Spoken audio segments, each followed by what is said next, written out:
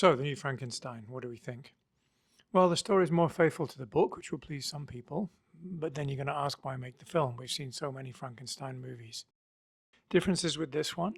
In the book, the monster deliberately kills William, Victor's brother, when he does not complete a female companion for the monster. So they've negotiated and Victor agreed, and then he's worried about the two monsters reproducing.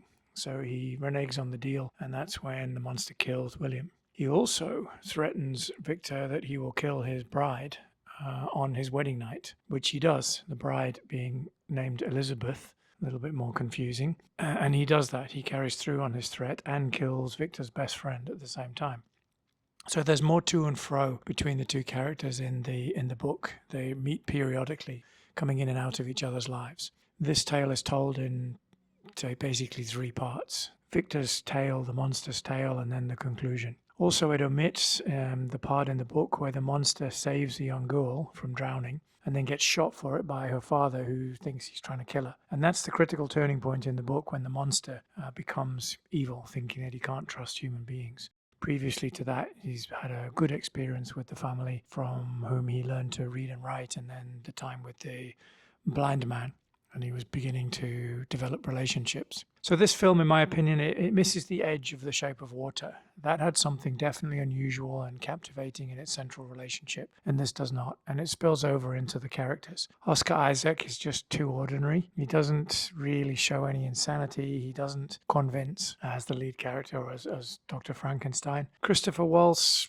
kind of wasted. I'm not sure if it was, I think it was probably the role. I think it was the character. It didn't have enough dimension in it. Didn't pull a strong performance from him. And his demise and his turn, it's all just kind of like, oh, really? Not very exciting. Charles Dance, routine performance for him. Play the aristocratic old person. Jacob Elordi, the monster, fairly sympathetic, but he didn't stand out. For me, you need to feel the pain, the isolation, the despair of the monster, and it didn't really get inside his head or his heart. It's difficult to act from inside that physical constraint, but I just don't think he carried it. Mia Goth, was this an attempt at leveraging in a strong female role into the script? I mean, the script is written by one of the most famous female writers ever. Isn't that not enough? I just feel like it was trying too hard. And then Elizabeth, her character, is left in the cave, presumably frozen, so it can be reanimated if the monster learns how, which opens the door for a sequel, of course. The problem I've seen, though, with female Frankenstein-type monsters is they can tend to be a bit comedic, definitely not very credible, not really frightening.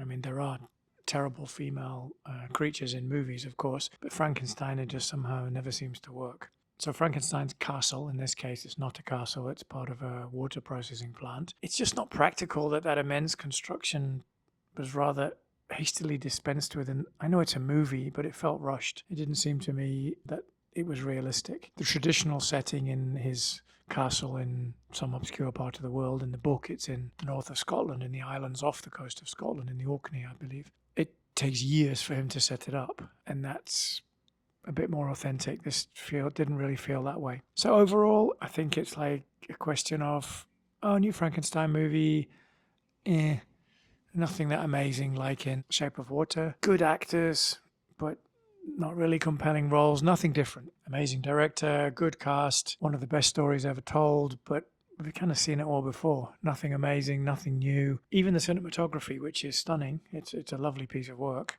A DOP friend of mine commented, yes, each shot is beautiful work, but put together in a sequence, I won't use the word that he used, but it's a synonym of stuff you put in the trash can. And I'm not sure I'd go that far. I quite enjoyed it, but it left me feeling like, I've seen it all before. Sorry. I must confess, I never considered what would come after creation.